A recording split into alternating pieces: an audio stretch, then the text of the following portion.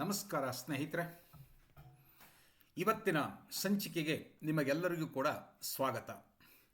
ಸ್ನೇಹಿತರೆ, ನಾವು ಈ ಹಿಂದೆ ಒಂದೆರಡು ಸಂಚಿಕೆಗಳಲ್ಲಿ ಅಕ್ಷರ ವೃತ್ತಗಳಿಗೆ ಸಂಬಂಧಪಟ್ಟಂತೆ ಕೆಲವು ವಿಚಾರಗಳನ್ನು ಚರ್ಚಿಸುತ್ತಾ ಚಂಪಕಮಾಲಾ ವೃತ್ತ, ಉತ್ಪಲಮಾಲಾ ವೃತ್ತ, ಅತ್ತೇಬ ವಿಕ್ರೀಡಿತ ಮತ್ತು ಶಾರ್ದೂಲ ವಿಕ್ರೀಡಿತ ವೃತ್ತಗಳ ಬಗ್ಗೆ ತಿಳಿದುಕೊಂಡಿದ್ವಿ. ಅವುಗಳ ಲಕ್ಷಣಗಳನ್ನು ವಿವರಿಸುತ್ತಲೇ ನಾನು ಒಂದೆರಡು ಉದಾಹರಣೆಗಳನ್ನು ಕೂಡ ನಿಮಗೆ ತೋರಿಸಿಕೊಟ್ಟಿದ್ದೆ.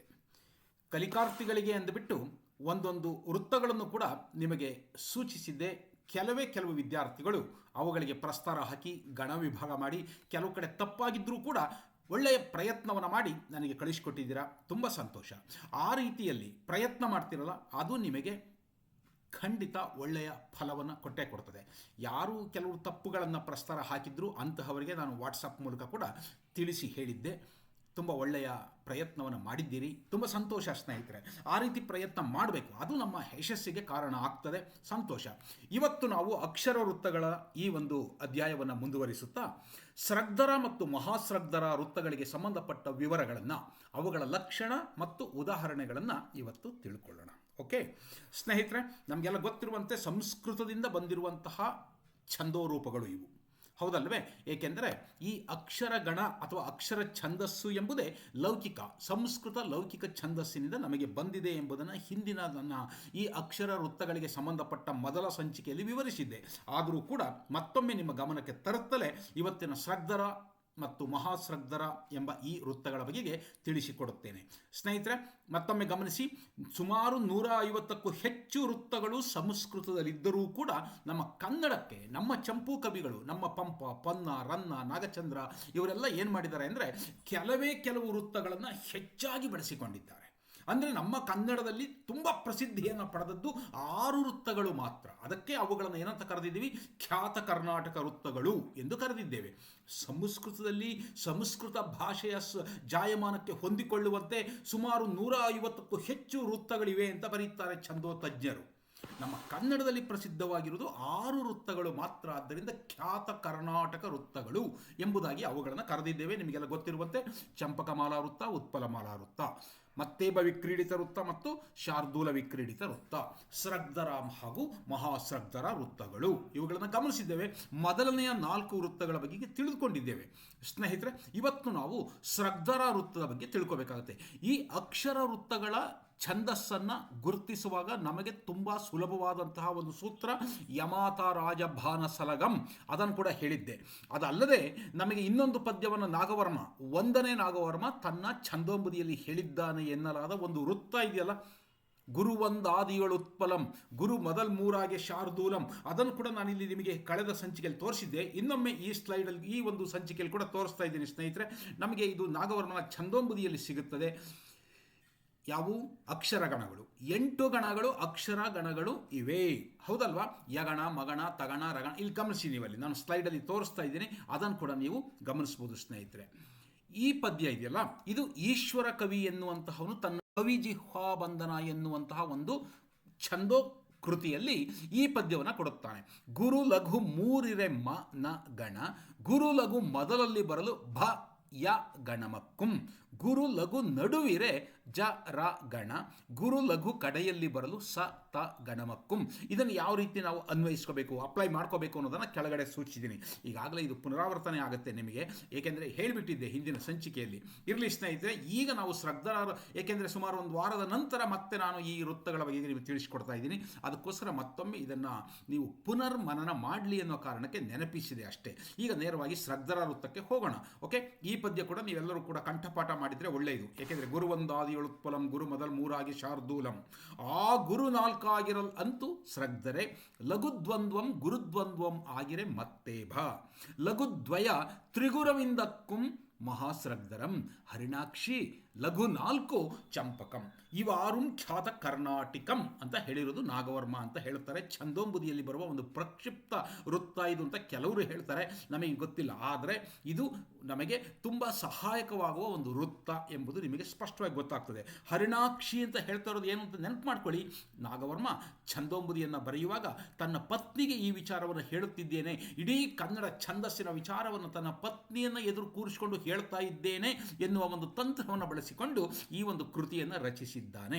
ಇರಲಿ ಸ್ನೇಹಿತರೆ, ಈ ಸ್ರಗ್ಧರ ವೃತ್ತಕ್ಕೆ ನಾವು ಹೋಗೋಣ. ಓಕೆ, ಸ್ರಗ್ಧರ ವೃತ್ತದ ಲಕ್ಷಣವನ್ನು ನಾವೀಗ ಗಮನಿಸೋಣ. ಏನು ಸ್ರಗ್ಧರ ವೃತ್ತ? ನಿಮಗೆ ಹೇಳಿದ್ದೆ ನಾನೀಗಾಗಲೇ, ಸಂಸ್ಕೃತದಿಂದ ಬಂದಿರತಕ್ಕಂತಹ ಈ ವೃತ್ತಗಳಲ್ಲಿ ಸಂಸ್ಕೃತದಲ್ಲಿ ಬರುವ ಪ್ರಕೃತಿ ಛಂದಸ್ಸು ಅಂತ ಒಂದು ಛಂದಸ್ಸು.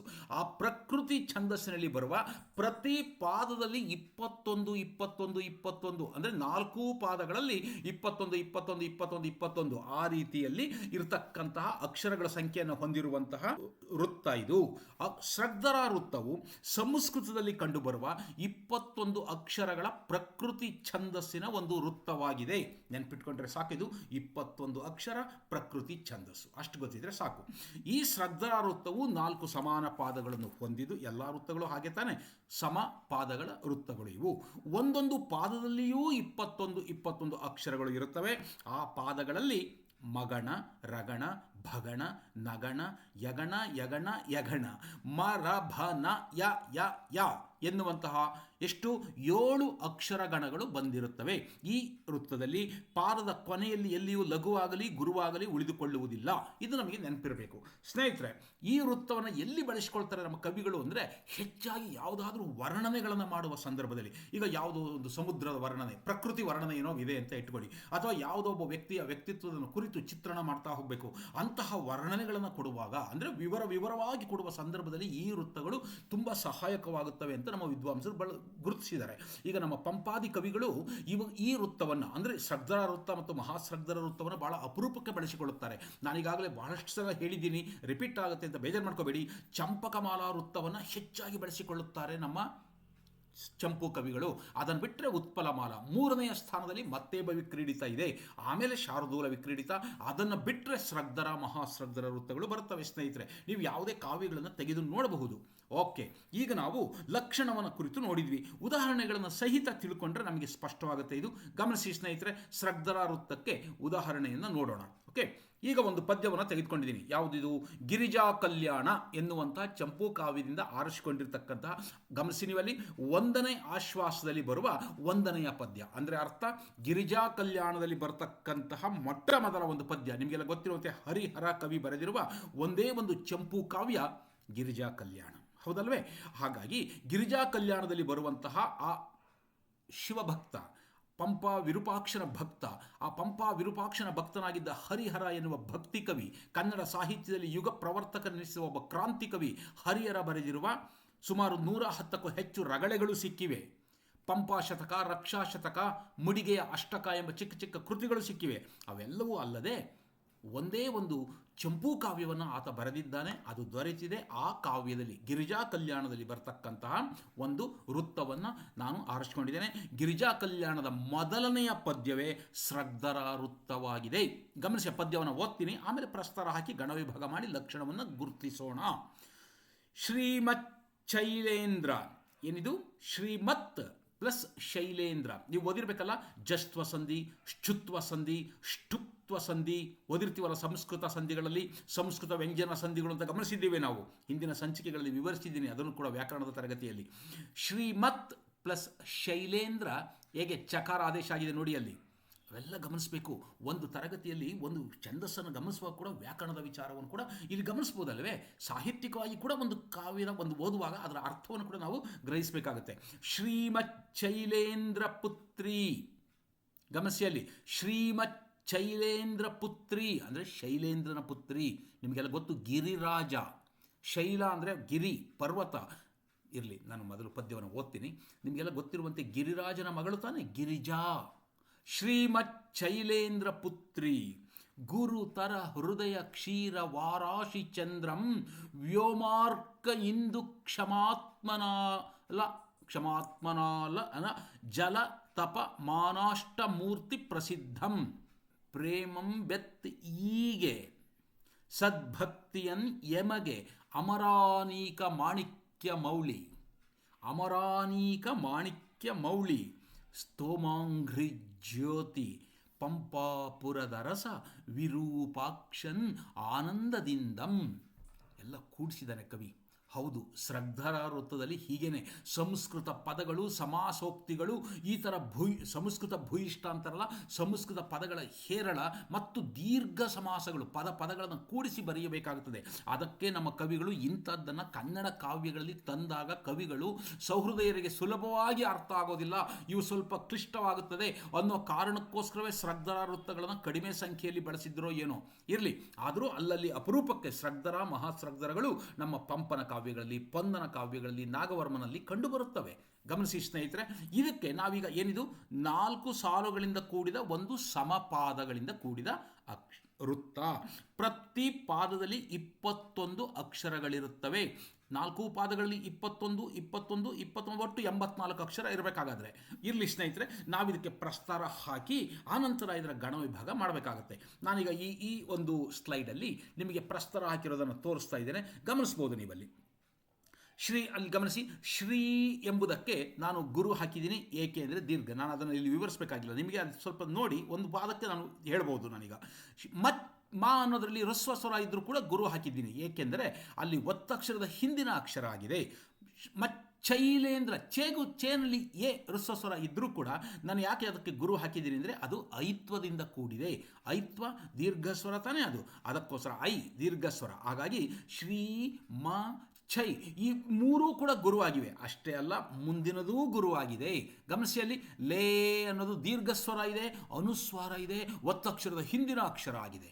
ಸ್ನೇಹಿತರೆ, ನಮಗೆಲ್ಲರಿಗೂ ಕೂಡ ಹೈಸ್ಕೂಲಾಗಿ ಹೇಳ್ಕೊಟ್ಟಿದ್ದಾರೆ. ಅದು ಬೇರೆ ಬೇರೆ ಕಾರಣದಿಂದ ಇದ್ದರೂ ಕೂಡ ಒಂದೇ ಒಂದು ಗುರುವನ್ನು ಹಾಕೋದು, ಹೌದಲ್ಲ? ಅದು ಒತ್ತಕ್ಷರದ ಹಿಂದಿನ ಅಕ್ಷರವೂ ಹೌದು, ಅದು ದೀರ್ಘ ಸ್ವರಯುಕ್ತವಾದ ವ್ಯಂಜನವೂ ಹೌದು, ಅದು ಅನುಸ್ವಾರದಿಂದಲೂ ಕೂಡಿದೆ. ನೋಡಿ ಎಷ್ಟು ಚೆನ್ನಾಗಿದೆ, ಇಲ್ಲಿ 3 ಕಾರಣ ಇದೆ, ಆದರೆ ಗುರು ಮಾತ್ರ ಒಂದೇನೆ. ನೋಡಿ ಅಲ್ಲಿ ಲೇ 0 ಇದೆಯಲ್ಲ, ಲೇಮ್ ಅಂತ ಇದೆಯಲ್ಲ, ಶ್ರೀಮಚ್ಚೈಲೇಂದ್ರ, ಶೈಲ ಪ್ಲಸ್ ಇಂದ್ರ ಶೈಲೇಂದ್ರ ಆಗುತ್ತಲ್ವ ಗುಣಸಂಧಿ, ಇವೆಲ್ಲ ಗಮನಿಸಬೇಕು. ಗುಣಸಂಧಿ ತಾನೇ ಅದು, ಶೈಲೇಂದ್ರ, ಶೈಲ ಪ್ಲಸ್ ಇಂದ್ರ ಶೈಲೇಂದ್ರ ಆಗಿದೆ. ಗಮನಿಸಿ ಅಲ್ಲಿ ಲೇಮ್ ಅನ್ನೋದು ಲೇ ದೀರ್ಘ ಸ್ವರವೂ ಇದೆ, ಗುರು ಮುಗೀತು. ಅನುಸ್ವಾರ ಇದೆಯಲ್ಲ, ಆವಾಗಲೂ ಅದು ಗುರುನೇ. ಅದು ದ್ರ ಎನ್ನುವ ಒತ್ತಕ್ಷರದ ಹಿಂದಿನ ಅಕ್ಷರ ಏನೇ ಇರಲಿ, 3 ಕಾರಣಗಳಿದ್ದರೂ ಕೂಡ ನಾವು ಒಂದು ಗುರುವನ್ನು ಹಾಕಿದ್ದೀವಿ. ಇವೆಲ್ಲವನ್ನು ಗಮನಿಸಿರ್ತೀರಿ. ಗಮನಿಸಿ, ಪುತ್ರಿ, ಅಲ್ಲೂ ಕೂಡ ಪೂಗೆ ನಾನು ಗುರು ಹಾಕಿರೋ ಕಾರಣ ಏನು ಅಂದರೆ ಪೂನಲ್ಲಿ ಹೂ ಅಷ್ಟೇ ಇರೋದು ಹ್ರಸ್ವ ಸ್ವರ, ಆದರೆ ಒತ್ತಕ್ಷರದ ಹಿಂದಿನ ಅಕ್ಷರ. ತ್ರೀ ಅಂತ ಇದೆ, ಬರೀ ಪುತ್ರಿ ಇಲ್ಲ, ಅಲ್ಲಿ ದೀರ್ಘ ಸ್ವರದಿಂದ ಅದಕ್ಕೆ ಗುರು ಹಾಕಿದ್ದೀನಿ. ಇಲ್ಲಿ ಸ್ವಲ್ಪ ಗುರುಗಳು ಜಾಸ್ತಿ ಬಂದಿವೆ ಅಲ್ವೇ? ಹೌದು, ಗಮನಿಸಿ ನೀವಲ್ಲಿ ಗುರು 4, ಪ್ರತಿ ಪಾದದಲ್ಲಿ ಗುರು 4. ಹಿಂದೆ ಗಮನಿಸಿವಲ್ಲ, ಗುರು 4 ಆಗಿರಲಂತೂ ಶ್ರದ್ಧರ, ಹೌದಲ್ವ ಸ್ನೇಹಿತರೆ? ಆ ಸೂತ್ರ ನೆನಪಿಟ್ಕೊಂಡು ಕೂಡ ಇಲ್ಲಿ ನಾವು ಅನ್ವಯ ಮಾಡಿ ಇದಕ್ಕೆ ಇಲ್ಲಿ ಅಪ್ಲೈ ಮಾಡಿ ನೋಡ್ಬೋದಲ್ಲ. ಗುರು 4 ಆಗಿರಲಂತೂ ಶ್ರದ್ಧರ, 4 ಗುರು ಆಗ್ತಿದ್ದಂಗೆ ಒಂದು ಲಘು ಬಂದ್ಬಿಟ್ಟಿದೆ ನೋಡಿ. ಅಲ್ಲಿ ಮೊದಲು ಪ್ರತಿ ಪಾದದಲ್ಲಿಯೂ ಕೂಡ 4 ಗುರುಗಳು ಬರ್ತವೆ, 5ನೇದು ಲಘು ಬಂದ್ಬಿಡುತ್ತೆ. ಗುರು 4 ಆಗಿರಲಂತೂ ಶ್ರದ್ಧರ ಅಂತ ಹೇಳಿದ್ನಲ್ವ ಮೇಲೆ, ಆ ಗುರುವಂದಾದಿಯೊಳು ಉತ್ಪಲಂ ಎನ್ನುವ ಪದ್ಯದಲ್ಲಿ ಹೇಳಿದ್ದ. ಮುಂದೆ ಗುರು ತರ, ಗಮನಿಸಿಯಲ್ಲಿ ಗುರು ತರ ಹೃದಯ ಕ್ಷೀರ ಅನ್ಬೇಕಾದ್ರೆ ಎಲ್ಲ ಲಘು ಲಘು ಲಘು ಲಘು ಲಘು ಬಂದಿದೆ. ಆಮೇಲೆ ಎಲ್ಲವೂ ಯಾಕೆ ಇದನ್ನು ಗಮನಿಸ್ಬೇಕು ನೀವು, ನಾನು ಹೇಳಿದ್ದೀನಿ ನಿಮಗೆಲ್ಲ ನೆನಪಿರುತ್ತೆ. ಅಲ್ಲಿ ಗುರು ತರ ಹೃದಯ ಅಂತ ಇದೆ. ಹೃದಯ ಅನ್ಬೇಕಾದ್ರೆ ಹಾಕೊಟ್ರು ಸುಳಿ ಹೃ ಇದೆಯಲ್ಲ, ನಮಗೇನಂತೆ ಆ ವಿಶೇಷ ಏನೂ ಇಲ್ಲ, ಅದು ಒತ್ತಕ್ಷರ ಅಲ್ಲ. ನಾನು ಒತ್ತಕ್ಷರ ಅಂತ ತಿಳ್ಕೊಂಡು ರಾಕ್ಕೇನಾದರೂ ಅದರ ಹಿಂದಿನ ಅಕ್ಷರಕ್ಕೆ ಗುರು ಹಾಕಿದ್ದೀನ? ಖಂಡಿತ ಇಲ್ಲ. ನೀವೆಲ್ಲರೂ ಹೇಳ್ತೀರಿ, ನಿಮಗೆಲ್ಲರಿಗೂ ಮನವರಿಕೆ ಆಗಿದೆ. ಈ ಒಟ್ರು ಸುಳಿ ಎಂಬುದು ಕೆಳಗೆ ಬರೆಯುತ್ತೇವಾದರೂ ಕೂಡ ಅದು ಒತ್ತಕ್ಷರ ಅಲ್ಲ, ರು ಎನ್ನುವುದರ ಸಂಕೇತ ಒಟ್ರು ಸುಳಿ. ಇದೇ ಥರ ಇನ್ನೊಂದು ಅಕ್ಷರ ಯಾವುದು, ಐತ್ವ ಇದೆಯಲ್ಲ, ಐತ್ವ, ಕೈತ್ವ, ಪಕೈತ್ವ ಅಂತೀವಲ್ಲ, ಐತ್ವ ಕೂಡ ಕೆಳಗಡೆ ಬರಿತೀವಿ, ಹಂಗಂತ ಅದು ಒತ್ತಕ್ಷರ ಅಂತ ತಿಳ್ಕೊಳ್ಳಲಿಲ್ಲ ಅಲ್ಲ ನೀವೆಲ್ಲ. ಎಚ್ಚರವಾಗಿರಬೇಕು. ಎಷ್ಟು ಹೇಳಿದ್ರು ಕೂಡ ಕೆಲವು ವಿದ್ಯಾರ್ಥಿಗಳು ಸರ್ ಒತ್ತಕ್ಷರ ಕೆಳಗಡೆ ಬರ್ತೀವಲ್ಲ, ಹಿಂದಿನ ಅಕ್ಷರ ಗುರು ಆಗಲ್ಲ. ನೋಡಿ ಇಲ್ಲಿ ಗುರು ತರ, ರಾಕ್ಕೆ ನಾನು ಗುರು ಹಾಕಿಲ್ಲ, ಲಘು ಹಾಕಿದ್ದೀನಿ. ಯಾಕೆ? ಹೃ ಎನ್ನುವುದು ಒತ್ತಕ್ಷರ ಅಲ್ಲ, ಹೌದಲ್ವಾ? ಆ ಗುರು ಏನಾದರೂ ಹಾಕಿಬಿಟ್ರೆ ತಪ್ಪಾಗುತ್ತೆ, ಅದು ಒತ್ತಕ್ಷರ ಅಲ್ಲ ಅಂತ ನಿಮಗೆ ಗೊತ್ತಿರಬೇಕು. ಹೃದಯ ಯಾಕೆ ಗುರು ಹಾಕಿದ್ದೀನಿ? ಯಾಕೆಂದರೆ ಮುಂದೆ ಕ್ಷೀರ ಅಂತ ಇದೆ, ಅದು ಗಮನಿಸ್ಬೋದು. ಕ್ಷೀಗೆ ಗುರು ಹಾಕಿರೋ ಕಾರಣ ದೀರ್ಘ ಇದೆ. ರ ವಾ ರಾ ಶಿ ಚಂ ದ್ರಂ ಅದೆಲ್ಲ ಸರಿ ಇದೆ. ಅದೇ ಥರ ಮುಂದಿನ 3 ಸಾಲುಗಳನ್ನು ನೀವು ಗಮನಿಸಿದರೆ, ಈ ಒಂದು ಪಾದವನ್ನು ಗಮನಿಸಿದರೆ ಒಂದು ಪಾದದಲ್ಲಿ ಕಂಡುಬರತಕ್ಕಂಥ ಪ್ರಸ್ತಾರ ಕ್ರಮವೇ ಉಳಿದ ಮೂರೂ ಪಾದಗಳಲ್ಲಿರುತ್ತದೆ ಎಂಬುದನ್ನು ನೀವು ಗಮನಿಸಿರ್ತೀರ. ಹೌದು, ನೀವು ಪರೀಕ್ಷೆಗಳಲ್ಲಿ ಏನಾದರೂ ವಿವರಣೆ ಬರೆಯಬೇಕಾದ ಸಂದರ್ಭಗಳಲ್ಲಿ ಒಂದು ಪಾದಕ್ಕೆ ಪ್ರಸ್ತಾರ ಹಾಕಿ ತೋರಿಸಿದರೂ ಸಾಕು. ಹೌದಲ್ವೇ? ಯಾವುದೋ ಒಂದು ಮೊದಲನೆಯ ಪಾದಕ್ಕೆ ಪ್ರಸ್ತಾರ ಹಾಕಿ ನೀದು ಶ್ರಗ್ಧರಾರುತ್ತ ಅಂತ ಹೇಳಿಕೊಟ್ರೆ ತೋರಿಸಿದ್ರೆ ಸಾಕು. ಅಲ್ಲಿ ಸರಿಯಾಗಿ ಮ ರ ಭ ನ ಯ ಬರೋದನ್ನು ನಾವು ಮುಂದಿನ ಇದರಲ್ಲಿ ಗಮನಿಸ್ಬೋದು ಸ್ನೇಹಿತರೆ. ನೀವು ಸುಮ್ಮನೆ ಕುತೂಹಲಕ್ಕೆ ನೋಡಬೇಕು, ಮುಂದಿನ ಸಮಯದಲ್ಲಿ ಬಿಡುವಾಗ ಇದೆಲ್ಲ ಮೂರೂ ಸಾಲುಗಳಲ್ಲಿ ಸರಿ ಇದೆಯಾ ಅಂತ ಗಮನಿಸಬೇಕು. ಅದನ್ನು ನಾನು ಇಲ್ಲಿ ವಿವರಣೆ ಕೊಡುವಾಗ ಒಂದು ಸಾಲಿನ ವಿವರಣೆಯನ್ನು ಕೊಟ್ಟಿದ್ದೀನಿ, ಉಳಿದ ಮೂರು ಸಾಲುಗಳಲ್ಲೂ ಇದೇ ಪ್ರಸ್ತಾರ ಇದೆಯಾ.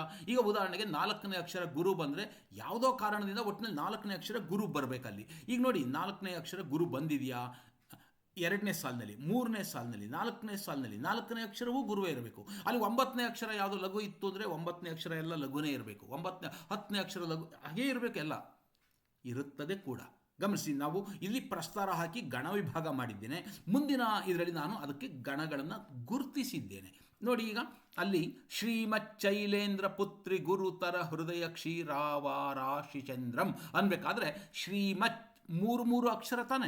ಅಕ್ಷರಗಣಗಳ ಸ್ವರೂಪವನ್ನು ವಿವರಿಸಿದ್ದೇನೆ ಮೊದಲಿನ ಸಂಚಿಕೆಯಲ್ಲಿ, ಎಪಿಸೋಡಲ್ಲಿ. ಅಲ್ಲಿ ನಿಮ್ಗೆ ಗೊತ್ತಿದೆ ಅಕ್ಷರಗಣಗಳು ಅಂದರೆ ಮೂರು. ಯಗಣ ಅಂದರೆ ಯಮಾತ.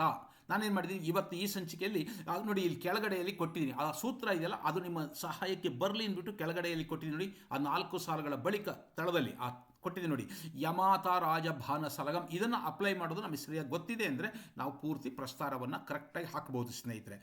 ಮ ರ ಭ ನ ಯ ನೋಡಿ, ಅಲ್ಲಿ ಶ್ರೀಮತ್ 3 ಗುರುಗಳು ಬಂದಿರೋದ್ರಿಂದ ಅದು ಮಗಣ. ಏಕೆಂದರೆ ಕೆಳಗಡೆ ಸೂತ್ರದಲ್ಲಿದೆ ನೋಡಿ, ಮಾತಾರ. 2ನೇ ಗಣ ರಗಣ ಇದೆ. ಏನು ಬರುತ್ತೆ ಅದು? ರಾಜಭ ಅಂತ ದೀರ್ಘ ಬರೋದ್ರಿಂದ ಅಲ್ಲೇನಾಗಿದೆ, ಲೇಂದ್ರ ಪು. ಅಲ್ಲಿ ಕರೆಕ್ಟ್ ಗಮನಿಸಿ, ಅಲ್ಲಿ ರಾಜಭ ಯಮಾತ ರಾಜಭ ಹಾಗೆ ಬರುತ್ತಾನೆ, ಅದು ಅಲ್ಲಿ ಗುರು ಇದೆ. ಆ ನೆಕ್ಸ್ಟ್ ಬಂದಾಗ ಭಾನಸ, ಇಲ್ಲಿ ಬರುತ್ತೆ ಸಗಣ. ಭಾನಸ ತ್ರಿಗುರು ಅನ್ಬೇಕಾದ್ರೆ ಭಾನ ಸ ಬರುತ್ತೆ. ಆಮೇಲೆ ನಗಣ ನಮಗೆಲ್ಲ ಗೊತ್ತೇ ಇದೆ, ಅಲ್ಲಿ ನಸಲ ಅನ್ಬೇಕಾದ್ರೆ ನಮಗೇನು 3 ಲಘುಗಳೇ ಬರ್ತವೆ. ಆಮೇಲೆ ಮತ್ತೆ ಬರ್ತಾ ಇದೆ ಯಗಣ. ಈಗ ಯಮಾತ, ಹೌದಲ್ವಾ? ಒಂದು ಲಘು ಗುರು. ಅದೇ ಥರ 3 ಗಣಗಳು ಕೂಡ ಯಗಣ ಯಮಾತ ಅಂತ ಲಘು ಗುರು ಈ ಥರ ಬಂದಿವೆ. ಉಳಿದ 3 ಪಾದಗಳು ಕೂಡ ಅದೇ ಥರ ಇರೋದ್ರಿಂದ ಅಂದರೆ ಮ ರ ಭ ನ ಯ ಒಟ್ಟು 7 ಗಣಗಳಿವೆ ಸ್ನೇಹಿತರೆ. ನಾನು ಹೇಳುತ್ತಿರುವುದು ಸ್ವಲ್ಪ ಅವಸರ ಅನಿಸ್ತಾ ಇದೆ, ಆದರೆ ನಿಧಾನವಾಗಿ ಗಮನಿಸಿ. ಇದನ್ನು ಅಕ್ಷರಗಣಗಳನ್ನು ಹೇಗೆ ನಾವು ಯಮತ ರಾಜ ಬಾನ ಸಲಗಂ ಅಪ್ಲೈ ಮಾಡ್ತೀರಲ್ವಾ, ಆ ಯಗಣ ಅನ್ಬೇಕಾದ್ರೆ ಯಮಾತ ಕೆಳಗಡೆ ಇರೋದನ್ನು ಗಮನಿಸ್ಬೇಕು ನೀವು. ಮಾತಾರ ಅಂದರೆ ಮಗಣ, ಅಲ್ಲಿಂದ ಶುರುವಾಗುತ್ತಾನೆ, ಅದು ಮರಿಬಾರದು. ಈ ಪ್ರೌಢಶಾಲೆಯ ಹಂತದಲ್ಲಿ ಹೇಳಿಕೊಟ್ಟಿದ್ರು. ಯಗಣ ಅಂದರೆ ಯಮಾತ, ಮಗಣ ಅಂದರೆ ಮಾತಾರ, ತಗಣ ಅಂದರೆ ತಾರಾಜ, ರಗಣ ಅಂದರೆ ರಾಜಭ, ಜಗಣ ಅಂದರೆ ಜಭಾನ. ಹೌದಲ್ವಾ? ಇದನ್ನು ನಾವು ನೆನ್ಪಿಟ್ಕೋಬೇಕು ಸ್ನೇಹಿತರೆ. ಅದೊಂದು ಎಲ್ಲ ನಮಗೆ ಪರೀಕ್ಷೆಗಳಲ್ಲಿ ಕೂಡ ರಫ್ ವರ್ಕ್ ಮಾಡಲಿಕ್ಕೆ ಅವಕಾಶ ಕೊಟ್ಟಿರ್ತಾರೆ. ಆ ರಫ್ ವರ್ಕ್ ಮಾಡಬೇಕಾದ್ರೆ ಅಲ್ಲಿಗೆ ಬರ್ಕೋಬೇಕು, ಅದನ್ನು ಸರಿಯಾಗಿ ನೆನ್ಪಿಟ್ಕೋಬೇಕಷ್ಟೇ ನಾವು. ಆ ಎಷ್ಟು ಅಕ್ಷರಗಳಿವೆ ಅಲ್ಲಿ, ಆ 8 ಅಕ್ಷರಗಣಗಳು ಪ್ಲಸ್ ಲಘು ಗುರು ಅಂತ ಇದೆಯಲ್ಲ, ಯಮಾತ ರಾಜ ಬಾ, ಯಾವುದು ಗುರು ದೀರ್ಘ ಯಾವುದು ಲಘು ಅನ್ನೋದು ನಮಗೆ ನೆನ್ಪಿಟ್ಬೇಕು. ಹ್ರಸ್ವ ದೀರ್ಘಗಳು ಯಮಾತ ರಾಜ ಭಾನ ಸಲಗಂ. ಯಮಾತ ಅಂದರೆ ಯಮತ ಅಂತ ಬರ್ಕೊಂಡ್ಬಿಟ್ರೆ ತಪ್ಪಾಗಿಬಿಡುತ್ತೆ, ಹೌದಲ್ಲ? ಅದಕ್ಕೋಸ್ಕರ ಸರಿಯಾಗಿ ನೋಡ್ಕೊಂಡಿರ್ಬೇಕಲ್ಲಿ. ಯ ಲಘು, ಮಾತಾರ 3 ಗುರು ಇದ್ದಾವೆ, ಜ ಲಘು, ಭಾ ಗುರು ದೀರ್ಘ ಇದೆ, ನ ಸ ಆಮೇಲೆ ಲ ಗಮ್ ಅದು ಗಮ್ ಅನ್ನೋದು ಕೂಡ ನೆನ್ಪಿಟ್ಕೋಬೇಕು. ಅದನ್ನು ಗಮ್ ಅಂತ ಇದೆ, ಲಘು ಅಂತ ಬರ್ಕೊಂಡ್ಬಿಟ್ಟಿರ್ಬೇಡ್ರಿ. ಲ ಗಮ್ ಯಮಾತ ರಾಜಭಾನ ಸಲಗಂ. ಇಷ್ಟು ನೆನ್ಪಿಟ್ಕೊಂಡ್ಬಿಟ್ರೆ ನಿಮಗೆ ಮುಂದಕ್ಕೆ ಅದನ್ನು ಅಪ್ಲೈ ಮಾಡೋದು. ಮತ್ತು ಇಲ್ಲೆಲ್ಲಾದರೂ ಪದ್ಯದಲ್ಲಿ ನಾವು ಪ್ರಸ್ತಾರ ಹಾಕ್ಕೊಂಡ್ರು ತಪ್ಪಾಗಿದ್ದರೆ ಅದು ಹೊಂದಿಕೊಳ್ಳೋದಿಲ್ಲ. ಈಗ ನೀವು ಬನ ಯ ಅಂತ ಬರಲಿಲ್ಲ ಅಂದರೆ ಅದು ಏನೋ ತಪ್ಪಾಗಿದೆ ಅಂತ, ಅಲ್ಲೆಲ್ಲೋ ಪ್ರಸ್ತಾರ ತಪ್ಪಾಗಿದೆ ಅಂತ ನೋಡ್ಬೋದು ನೀವು. ಅದಕ್ಕೆ ಏನು ಮಾಡಬೇಕು, ನಾವು ಪ್ರಸ್ತಾರ ಹಾಕಬೇಕಾದ್ರೆ ನಿಧಾನವಾಗಿ ಹಾಕಿ ನೋಡಬೇಕಾಗುತ್ತೆ ಸ್ನೇಹಿತರೆ. ಇದು ಮರಬನ ಯ ನಾವೇನು ಹಿಂದೆ ನೋಡಿದ್ವಿ. ಒಟ್ಟು 21 ಅಕ್ಷರಗಳಿರುತ್ತವೆ, 7 ಗಣಗಳು ಬರುತ್ತವೆ. ಈ ವೃತ್ತದಲ್ಲಿ ಯಾವ ಪಾದದ ಕೊನೆಯಲ್ಲಿ ಲಘು ಗುರು ಅಂತ ಕೊನೆಯಲ್ಲಿ ಉಳಿದುಕೊಳ್ಳುವುದಿಲ್ಲ. ಇದು ನಮಗೆ ಲಕ್ಷಣ. ಈ ವೃತ್ತದ ಪ್ರತಿ ಪಾದದಲ್ಲಿ ಮ ರ ಭ ನ ಯ ಎಂಬ 7 ಅಕ್ಷರಗಣಗಳು ಬಂದಿರುವುದರಿಂದ ಈ ವೃತ್ತವು ಶ್ರಗ್ಧರಾ ವೃತ್ತ ಎನಿಸಿದೆ. ಹೌದಲ್ವಾ? ಗಮನಿಸಿ ಅಲ್ಲಿ ಸ್ನೇಹಿತರೆ, ಎರಡನೆಯ ಉದಾಹರಣೆಯನ್ನು ಗಮನಿಸ್ತಾ ಇದ್ದೀವಿ. ನಮಗೆಲ್ಲ ಗೊತ್ತಿರುವ ಕ್ರಿಸ್ತಶಕ 10ನೇ ಶತಮಾನದ ಕೊನೆಯ ದಶಕಗಳಲ್ಲಿ ಜೀವಿಸಿದ್ದಂತಹ ನಮ್ಮ ಕನ್ನಡದ ಬಹಳ ಹೆಮ್ಮೆಯ ಒಬ್ಬ ಕವಿ 1ನೇ ನಾಗವರ್ಮ. ಆತನೇ ಕರ್ನಾಟಕ ಕಾದಂಬರಿ ಎಂಬ ಚಂಪೂ ಕಾವ್ಯವನ್ನು, ಒಂದು ಛಂದೋಂಬುದಿ ಎಂಬಂತಹ ಒಂದು ಛಂದೋ ಗ್ರಂಥವನ್ನು ನಮಗೆ ಕೊಟ್ಟು ಹೋಗಿದ್ದಾನೆ. ಆತ ಬರೆದಿರುವಂತಹ ಕರ್ನಾಟಕ ಕಾದಂಬರಿ ಎನ್ನುವ ಚಂಪೂ ಕಾವ್ಯದಲ್ಲಿ ಬರುವ 10ನೆಯ ಆಶ್ವಾಸದಲ್ಲಿ ಕಂಡುಬರುವ ಮೊದಲನೆಯ ಪದ್ಯವನ್ನೇ ನಾನಿಲ್ಲಿ ಆರಿಸಿಕೊಂಡಿದ್ದೇನೆ. ಗಮನಿಸಿ, ನಿಮಗೆಲ್ಲ ಗೊತ್ತಿದೆ, ಅಲ್ಲಿ ಹಾರೀತ ಮುನಿ ಅಂತ ಒಬ್ಬ ಬರ್ತಾನೆ. ಅಲ್ಲಿ ಅನೇಕ ವ್ಯಕ್ತಿಗಳ ಹೆಸರು ಬರ್ತವೆ. ನಾನು ಹಿಂದೆ ಹೇಳಿದ್ದೆ, ತಾರಾಪೀಡ, ಚಂದ್ರಾಪೀಡ, ಪುಂಡರೀಕ, ಮಹಾಶ್ವೇತೆ, ಅಲ್ಲಿ ಬರ್ತಕ್ಕಂಥ ಜಾಬಾಲಿ ಮುನಿ, ಕಪಿಂಜಲ, ಈ ಅನೇಕ ಪಾತ್ರಗಳನ್ನು ಇಟ್ಕೊಂಡು ಪ್ರಶ್ನೆ ಕೇಳ್ತಾರೆ. ಇರಲಿ, ನಾನಿಲ್ಲಿ ಪದ್ಯಕ್ಕೆ ನನ್ನ ಮುಂದಿನ ಇನ್ನೊಂದು ಸಂಚಿಕೆಯಲ್ಲಿ ಚಂಪೂ ಕಾವ್ಯಗಳ ಬಗ್ಗೆ ವಿವರಿಸ್ತಾ ಇರುವಾಗ ಇದನ್ನು ನಿಮಗೆ ತಿಳಿಸ್ಕೊಡ್ತೀನಿ. ಗಮನಿಸಿ, ಅಲ್ಲಿ ಇಲ್ಲಿ ನಾವು ಪದ್ಯವನ್ನು ಒಮ್ಮೆ ಓದ್ತಾ ಇದ್ದೀನಿ. ಎಂದ್ ಆ ಹಾರೀತ ನಾಮ ಪ್ರಮುಖ ಮುನಿ ಸಮೂಹಕ್ಕೆ, ಆರೀತ ನಾಮ ಪ್ರಮುಖ ಮುನಿ ಸಮೂಹಕ್ಕೆ ಜಾಬಾಲಿಗಳ್ ಪೇಳ್ವಂದುಂ ಮಂದಸ್ಮಿತಾಸ್ಯರ್ ಕಥೆಯ ರಸದೊಳ್ ಓಲಾಡುತ್ತುಂ ಪೊಳ್ತು ಎನಿತ್ತಾಯ್ತೆಂದುಂ ಮಚ್ಚಿತ್ತದೊಳ್ ಭಾವಿಸದೆ ಮರೆದು ಪೇಳುತ್ತಂ ಇಂತಿರ್ಪಮೇ ಪೇಳ್ ಎಂದ್ ಎನ್ನಂ ನೋಡಿ ಕೇಳ್ ಶೂದ್ರಕಂದ್ರುಪ ಕೆಲದೊಳ್ ಕೇಳುವವರ್ಗೆ ಎಂದರಾಗಳ್. ಒಂದು ಪದ್ಯ ಕಥೆಯನ್ನು ಹೇಳ್ತಾ ಇರುವ ಸಂದರ್ಭದಲ್ಲಿ ನಾನು ಹೇಳಿದ್ದೆ ನಿಮಗೆ, ಒಬ್ಬ ಋಷಿ ಇನ್ನೊಬ್ಬನಿಗೆ, ಇನ್ನೊಬ್ಬ ಋಷಿ ಶಿಷ್ಯರಿಗೆ, ಕಥೆಯೊಳಗೆ ಕಥೆಗಳು, ಕಥೆಗಳೊಳಗೆ ಉಪಕಥೆಗಳು. ಅದ್ಭುತವಾದಂತಹ ಒಂದು ಕಾವ್ಯ ಕರ್ನಾಟಕ ಕಾದಂಬರಿ.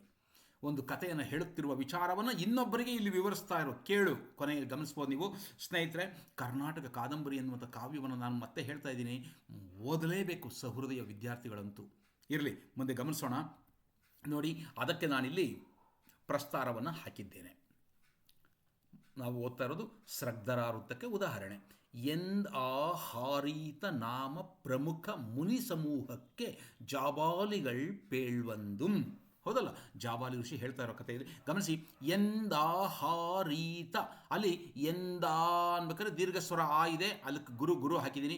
ಹಾರೀತ, ಹೌದಲ್ಲ, ಹಾರೀತ ಅನ್ಬೇಕಾದ್ರೆ ಹಾ ಅವರ್ಗೀಯ ವ್ಯಂಜನ ಹಾಕು ಕೂಡ ದೀರ್ಘ ಸ್ವರ ಬಂದಿದೆ. ಅಲ್ಲಿ ಕೂಡ ಗುರು ಅಂದರೆ 4 ಗುರುಗಳು ಬಂದಿವೆ. ತಾಕ್ಕೆ ಲಘು ಹಾಕಿದ್ದೀನಿ, ಯಾಕೆಂದರೆ ಅಲ್ಲಿ ಹ್ರಸ್ವ ಸ್ವರ ಇದೆ, ಅಲ್ಲಿ ಬೇರೆ ಏನೋ ಅನುಸ್ವರ ಇಲ್ಲ, ಒತ್ತಕ್ಷರ ಇಲ್ಲ, ಏನೂ ಇಲ್ಲ. ಹಾಗಾಗಿ ತಾಕ್ಕೆ ಲಘು ಹಾಕಿದ್ದೀನಿ. ನಾಮ ಪ್ರಮುಖ ಅಲ್ಲಿ ಸರಿ ಇದೆ, ಗುರು ಒತ್ತಕ್ಷರದ ಹಿಂದಿನ ಅಕ್ಷರ ಗುರು ಆಗಿದೆ.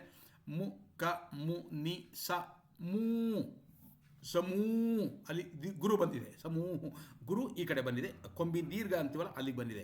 ಹ, ಆಮೇಲೆ ಹಾಕ್ಯಾಕೆ ಲಘು ಹಾಕಿದ್ದೀನಿ, ಗುರು ಹಾಕಿದ್ದೀನಿ ಅಂದರೆ ಕೇನ ಒತ್ತಕ್ಷರ ಆಗಿರೋದ್ರಿಂದ ಒತ್ತಕ್ಷರದ ಹಿಂದಿನ ಅಕ್ಷರ ಆಗಿದೆ. ಹಾಕ್ ತಲ್ಕೊಟ್ಟು ಹ, ಅದರಲ್ಲಿ ಹ್ರಸ್ವಸ್ವರ ಆ ಇರುವುದಾದರೂ ಕೂಡ ನನಗೆ ಗುರು ಹಾಕಿದ್ದೀನಿ, ಏಕೆಂದರೆ ಒತ್ತಕ್ಷರದ ಹಿಂದಿನ ಅಕ್ಷರ. ಇನ್ನು ಉಳಿದವ 2 ಜಾ ಬಾ ಎನ್ನುವುದು ದೀರ್ಘ ಸ್ವರಗಳಾಗಿವೆ, ಹೌದಲ್ವಾ? ಹಾಗಾಗಿ ಲಿ ಹ್ರಸ್ವ ಇರೋದರಿಂದ ಅದಕ್ಕೆ ಲಘು ಹಾಕಿದ್ದೀನಿ. ಗಳ್ ಅದು ವ್ಯಂಜನದಿಂದ ಕೂಡಿದಂಥದ್ದು, ಗ ಮತ್ತು ಳ 2 ಸೇರಿ ವ್ಯಂಜನದಿಂದ ಅಂತ್ಯ ಆಗಿದ್ದರಿಂದ ಗಾಕ್ ಸೇರುತ್ತದೆ ಅದು, ಹಾಗಾಗಿ ಗುರು ಹಾಕಿದ್ದೀನಿ. ಪೇ ದೀರ್ಘ ಸ್ವರ ಇದೆ. ಯಾವಾಗಲೂ ವೃತ್ತಗಳು 6 ಖ್ಯಾತ ಕರ್ನಾಟಕ ವೃತ್ತಗಳ ಪ್ರತಿ ಪಾದವೂ ಕೊನೆಯಲ್ಲಿ ಗುರುವಿನಿಂದಲೇ ಅಂತ್ಯವಾಗಿರುತ್ತದೆ. ಇದು ನಮಗೆ ನೆನಪಿಟ್ಕೋಬೇಕು ಸ್ನೇಹಿತರೆ. ಓಕೆ, ಗಮನಿಸಿಯಲ್ಲಿ ಇದಕ್ಕೆ ನಾವು ಪ್ರಸ್ತಾರ ಹಾಕಿದ್ದೇವೆ. ಈಗ ಗಣ ವಿಭಾಗ ಮಾಡೋಣ. 3 ಅಕ್ಷರಗಳಿಗೆ 3 ಗಣ ವಿಭಾಗವನ್ನು ಮಾಡಬೇಕಾಗತ್ತೆ. ಗಮನಿಸಿ, ಇಲ್ಲಿ ಗಣ ವಿಭಾಗ ಮಾಡಿದ್ದೇನೆ. ಗಣ ವಿಭಾಗ ಮಾಡೋದು ಮುಖ್ಯ ಅಲ್ಲ, ಅದು ನಮಗೆ ಬೇಕಾದ ಮರಭನ ಯಯ ಬರ್ತವ್ಯ ಅನ್ನೋದನ್ನು ಗಮನಿಸ್ಬೇಕು ನಾವೀಗ. ನೋಡಿ, ಅಲ್ಲಿ ಎಂದ್ ಆ ಹ ನಾವು ಹಾಕಿರೋ ಪ್ರಸ್ತಾರ ಸರಿ ಇದ್ದರೆ ಬರುತ್ತದೆ.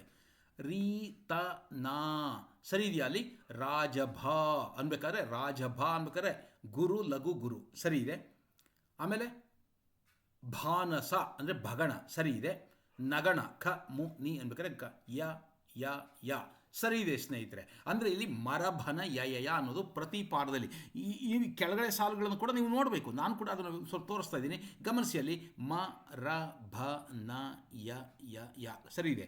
ಈ ತೆಂದುಂ ಮ ಚಿತ್ತದೊಳ್ ಭಾವಿಸದೆ, ಇಲ್ಲಿ ನೀವು ಗಮನಿಸಬೇಕು ಸ್ನೇಹಿತರೆ. ಮ ರ ಭ ನ ಯ ಅನ್ಬೇಕಾದ್ರೆ ಇಲ್ಲಿ ಸರಿಯಾಗಿ ಗಣ ವಿಭಾಗ ಅಲ್ಲಿ ಬಂದಿರಬೇಕು. ಸರಿ ಇದೆ, 7 ಗಣಗಳು ಅಲ್ಲಿವೆ, ಗಮನಿಸ್ಬೇಕು ನೀವು ಅಲ್ಲಿ. ಆಮೇಲೆ ಎಲ್ಲಿ ಲೆಂದೆನ್ನಂ ನೋಡಿ ಕೇಳ್ ಶೂದ್ರಕ ನೃಪ ಕೆಲದೊಳ್ ಕೇಳುವ ಅವರ್ಗ್ಯಂ ದರಾಗಳ್ ಎಂದರಾಗಳ್ ಅನ್ಬೇಕಾದ್ರೆ ಸರಿ ಇದೆ. ಮರಭನ ಯ ಯ ಯ ಒಟ್ಟು 7 ಗಣಗಳು ಬಂದಿರೋದ್ರಿಂದ ಮರಭನ ಯ ಯ ಯ ಎನ್ನುವ ಲಕ್ಷಣಕ್ಕೆ ಇದು ಸರಿಯಾಗಿರೋದ್ರಿಂದ ಇಲ್ಲೇನು ತಪ್ಪಾಗಿಲ್ಲ. ಹಾಗಾಗಿ ಈ ಒಂದು ವೃತ್ತವನ್ನು ನಾವು ಮಹಾಸ್ರಗ್ಧರ ವೃತ್ತ ಎಂದು ಒಪ್ಪಿಕೊಳ್ಳಬಹುದು. ಸ್ನೇಹಿತರೆ, ನಾನು ಮತ್ತೆ ಹೇಳ್ತೇನೆ, ಒಂದು ಪಾದವನ್ನು ಗಮನಿಸಿದ್ರೂ ಸಾಕಾಗುತ್ತೆ, ಆದರೆ ನಿಮಗೆ 4 ಪಾದಗಳನ್ನು ತೋರಿಸ್ತಿರೋ ಉದ್ದೇಶ ನಿಮಗೆ ನೆನಪಿರಲಿ ಅನ್ನೋ ಕಾರಣಕ್ಕೆ. ಓಕೆ, ನಾವು ಮುಂದಿನ ಒಂದು ಸ್ಲೈಡ್ ನೋಡೋಣ ಈಗ. ಓಕೆ, ಈ ಪಾದದಲ್ಲಿ ಮರಬನಯ ಎಂಬಂತಹ 7 ಅಕ್ಷರಗಳು ಬಂದಿರೋದ್ರಿಂದ ಈ ವೃತ್ತವು ಸ್ರಗ್ಧರ ವೃತ್ತ ಎನಿಸಿದೆ. ಇದು ನಾಗವರ್ಮ ತನ್ನ ಛಂದೋಂಬುದಿಯಲ್ಲಿ ಈ ಲಕ್ಷಣವಾಗಿ ಹೇಳಿರ್ತಕ್ಕಂಥದ್ದು. ತೋರಲ್ ಮಂ ರಂ ಭ ನಂ ಮೂಯಗಣಮಂ ಅದೇ ತಾಂ ಸ್ರಗ್ಧರಾರುತ್ತಮಕ್ಕುಂ. ಇಲ್ಲಿ ಯಾಕಿಲ್ಲಿ ಮಂ ರಂ ಭನ್ ಅಂದನೆ ಅಂದರೆ ಅವನಿಗೆ ಗುರು ಲಘು ಬರಬೇಕಲ್ವಾ. ಇಲ್ಲಿ ಬರೆದಿರುವ ಈ ಪಾದವೇ ನಮಗೆ ಸ್ರಗ್ಧರಾರುತ್ತಕ್ಕೆ ಉದಾಹರಣೆ ಆಗುತ್ತದೆ. ಹಾಗಾಗಿ ಈ ಒಂದು ಸಾಲು ಇದೆಯಲ್ಲ, ಈ ಸಾಲಿನಲ್ಲಿಯೇ ನಾವು ಪ್ರಸ್ತಾರ ಹಾಕಿದರೆ ಈ ಸಾಲಿಗೆ ನಾನು ಕೆಳಗಡೆ ಹಾಕಿದ್ದೀನಿ ನೋಡಿ, ಅಲ್ಲಿ ತೋರಲ್ ಮಂ ರಂ ಭ ನಂ ಮೂ ಯಗಣಮುಂ ಅದೇ ತಾಂ ಸ್ರಗ್ಧರಾರುತ್ತಮಕ್ಕುಂ. ಆ ಸಾಲು ಇದೆಯಲ್ಲ, ಆ ಸ್ರಗ್ಧರಾರುತ್ತದ ಲಕ್ಷಣವೇ ಅದಕ್ಕೆ ಲಕ್ಷ್ಯ. ಅದಕ್ಕೆ ಛಂದೋಂಬುದಿಯಲ್ಲಿ ಲಕ್ಷಣ ಪದ್ಯನ ಆತ ಬರೆದಿದ್ದಾನೆ ಎಂದು ಹೇಳುತ್ತೇವೆ. ಸ್ನೇಹಿತರೆ, ಇಲ್ಲಿ ನಾವು ಗಮನಿಸಿದ್ದೇನು ಅಂದರೆ ಸ್ರಗ್ಧರ ವೃತ್ತದ ಲಕ್ಷಣವನ್ನು ಗಮನಿಸಿದ್ದೇವೆ. ಸ್ರಗ್ಧರ ವೃತ್ತ ಪ್ರತಿ ಪಾದದಲ್ಲಿ 7 ಅಕ್ಷರಗಣಗಳನ್ನು ಹೊಂದಿರುತ್ತದೆ. ಯಾವುವು? ಮ ರ ಭ ನ ಯ ಯ ಯ ಎನ್ನುವಂಥವು ಇರ್ತವೆ. ಇಷ್ಟು ಗಮನಿಸಿರಬೇಕು ಸ್ನೇಹಿತರೆ. ಈಗ ನಾನು ನಿಮಗೇನು ಮಾಡ್ತೀನಿ ಅಂದರೆ, ಈ ಲಕ್ಷಣಗಳನ್ನು ವಿವರಿಸಿದ ನಂತರ ಒಂದು ಪದ್ಯವನ್ನು ನಿಮಗೆ ಇದನ್ನು ಉದಾಹರಣೆಯಾಗಿ ಕೊಟ್ಟು, ಇದು ನಾವು ಕರ್ನಾಟಕ ಕಾದಂಬರಿಯಿಂದ ಬರುವ ಮೊದಲನೆಯ ಪದ್ಯ. ಅಂದರೆ ಕರ್ನಾಟಕ ಕಾದಂಬರಿ ಎನ್ನುವ ಚಂಪೂ ಕಾವ್ಯದಲ್ಲಿ ಬರತಕ್ಕಂಥ ಪ್ರಾರಂಭದ ಪದ್ಯ ಇದು. ಶ್ರೀಮನ್ನಾಗೇಂದ್ರ ಭೋಗ ಸ್ಫುರದರುಣ ಮಣಿ ದ್ಯೋತಿ ಸಂಧ್ಯಾ ನಿಬದ್ಧ ಪ್ರೇಮಂ. ಒಂದು ಕನ್ನಡ ಪದಗಳೇ ಇಲ್ವಲ್ರಿ, ಅಂದರೆ ಅಷ್ಟು ಸಂಸ್ಕೃತ ಪದಗಳು. ಹೌದು, ಸ್ರಗ್ಧರ ವೃತ್ತ ಹಾಗೇನೆ, ಸ್ರಗ್ಧರ ಮಹಾಸ್ರಗ್ಧದಲ್ಲಿ ಹಾಗೆ ಆಗೋದು. ಅದಕ್ಕೆ ಹೇಳಿದ್ದು ನಾನು, ಕನ್ನಡ ಕವಿಗಳು ಜಾಸ್ತಿ ಇದನ್ನು ಬಳಸಿಕೊಂಡಿಲ್ಲ ಸ್ನೇಹಿತರೆ. ನಿಮಗೆ ಇದನ್ನು ಪ್ರಸ್ತಾರ ಹಾಕಲಿಕ್ಕೆ ಒಂದು ಏನಂತೀವಿ, ಇದನ್ನು ಒಂದು ಪರೀಕ್ಷಾರ್ಥವಾಗಿ ಕೊಟ್ಟಿದ್ದೇನೆ. ಎಷ್ಟು ಜನ ಹಾಕ್ತಿರೋ ನೋಡೋಣ. ಹಾಕಿ ನೀವು ಈ ನನ್ನ ಎಪಿಸೋಡ್ ನೋಡಿದ ನಂತರ ನಿಮ್ಮ ಅಭಿಪ್ರಾಯವನ್ನು ನನಗೆ ತಿಳಿಸ್ಬೇಕಾಗತ್ತೆ ಸ್ನೇಹಿತರೆ. ನನ್ನ ಕೊನೆಯಲ್ಲಿ ನನ್ನ ನಂಬರ್ ಕೂಡ ಇರುತ್ತೆ. ನೀವು ಎಷ್ಟು ಜನ ಹಾಕ್ತೀರ ಅನ್ನೋದು ನನಗೆ ಬೇಕು. ಯಾಕೆಂದರೆ ಎಷ್ಟು ಅರ್ಥ ಆಗಿರುತ್ತೆ. ನೀವು ಪ್ರಯತ್ನ ಮಾಡಿ, ನಿಮಗೆ ಆದಂಥ ಪ್ರಯತ್ನ ಮಾಡಲೇಬೇಕು. ತಪ್ಪಾದರೂ ಪರವಾಗಿಲ್ಲ, ನಾನು ಖಂಡಿತ ನಿಮಗೆ ಉತ್ತರವನ್ನು ಕಳಿಸ್ಕೊಡ್ತೀನಿ. ಎಷ್ಟು ಜನ ಮಾಡ್ತೀರೋ ನೋಡೋಣ. ನೋಡಿ, ಗಮನಿಸಿ, ಅಲ್ಲಿ ಶ್ರೀಮನ್ನಾಗೇಂದ್ರ ಭೋಗ ಸ್ಫುರದರುಣ ಮಣಿದ್ಯೋತಿ ಸಂಧ್ಯಾ ನಿಬದ್ಧ ಪ್ರೇಮಂ ಪ್ರೋದ್ಯತ್ತ ರಂಗೋಚ್ಚರದ ಅಮರ ನದೀ ಶೀಕರೋದಾರ ತಾರಾರಾಮಂ ಹೇಮಪ್ರಭಾ ಪ್ರಸ್ಫುರಿತ ಗಿರೀಶ ಇಲ್ಲ, ಛಂದಸ್ಸಿಗೋಸ್ಕರ ಗಿರೀಶ. ಸರ್, ದೀರ್ಘ ಇಲ್ವಲ್ಲ ಸಾರ್, ನೀವು ತಪ್ಪು ಮಾಡಿದ್ದೀರ ಅನ್ನಂಗಿಲ್ಲ, ನನಗೂ ಇಲ್ಲ, ನಾಗವರ್ಮನೂ ತಪ್ಪು ಮಾಡಿಲ್ಲ. ಅದು ಬರೆದಿರೋದೇ ಹಾಗೆ ಅದರಲ್ಲಿ. ಗಿರೀಶ, ಹೇಮಪ್ರಭಾ ಪ್ರಸ್ಫುರಿತ ಗಿರೀಶ ಚಂಚ ಜಟಾ ಜಾಲ ಜೂಟ ವ್ಯೋಮ ಪ್ರೋದ್ಭಾಸಿ ಚಂದ್ರಂ ತ್ರಿಭುವನ ಜನಕ್ಕೆ ಆನಂದಮಂ ಮಾಡಗೆಂದು. ಗಮನಿಸಿ ಸ್ನೇಹಿತರೆ, ಇಲ್ಲಿ ಪ್ರಾರ್ಥನೆ ಅಂದರೆ ಆತ ಯಾರು? ನಮ್ಮ 1ನೇ ನಾಗವರ್ಮ ತನ್ನ ಕರ್ನಾಟಕ ಕಾದಂಬರಿಯ ಪ್ರಾರಂಭಿಸುವಾಗ ಮೊದಲನೆಯ ಪದ್ಯದಲ್ಲಿಯೇ ಆತ ದೇವತಾ ಸ್ತುತಿಯನ್ನು ಮಾಡ್ತಾ ಇದ್ದಾನೆ. ಈ ಪದ್ಯವನ್ನು ನಾನೀಗ ಪ್ರಸ್ತಾರ ಹಾಕ್ತಾ ಇಲ್ಲ. 2 ಪದ್ಯಗಳನ್ನು ಪ್ರಸ್ತಾರ ಹಾಕಿ ಗಣವಿಭಾಗ ಮಾಡಿ ಲಕ್ಷಣವನ್ನು ತೋರಿಸಿದ್ದೇನೆ. ನೀವು ಅಂತಹ ಒಂದು ಪ್ರಯತ್ನವನ್ನು ಮಾಡಿ. ಇದು ಸ್ರಗ್ಧರ ವೃತ್ತವೇ. ಇದಕ್ಕೆ ನೀವು ಪ್ರಯತ್ನ ಮಾಡಿ ನನಗೆ ಕಳಿಸಿಕೊಡ್ತೀರ ಅಂತ ಹೇಳ್ತೇನೆ. ನಾನು ಇನ್ನೊಂದು ಎಪಿಸೋಡಲ್ಲಿ ಮಹಾಸ್ರಗ್ಧರ ವೃತ್ತದ ಬಗ್ಗೆ ವಿವರಿಸ್ತೇನೆ. ಸ್ನೇಹಿತರೆ, ಪ್ರಯತ್ನ ಮಾಡಿ, ಖಂಡಿತ ಉತ್ತರವನ್ನು ಕಳಿಸಿಕೊಡಿ. ನಿಮಗೆಲ್ಲರಿಗೂ ಕೂಡ ನಾನು ಮತ್ತೊಮ್ಮೆ ನನ್ನ ಕೊನೆಯ ಸ್ಲೈಡಲ್ಲಿ ನಂಬರ್ ಕೂಡ ಇರ್ತದೆ, ನೀವು ಗಮನಿಸಿ ನಿಮ್ಮ ಉತ್ತರವನ್ನು ಕಳಿಸಿಕೊಟ್ರೆ, ತಪ್ಪಾಗಿದ್ದರೆ ತಿದ್ದೋಣ, ಸರಿಯಾಗಿದ್ದರೆ ಓಕೆ, ಸಂತೋಷ ಅಲ್ವಾ? ಓಕೆ ಸ್ನೇಹಿತರೆ, ಮುಂದಿನ ಸಂಚಿಕೆಯಲ್ಲಿ ನಾವು ಮಹಾಸ್ರಗ್ಧರ ವೃತ್ತದ ಬಗ್ಗೆ ತಿಳ್ಕೊಳ್ಳೋಣ. ನಮಸ್ಕಾರ.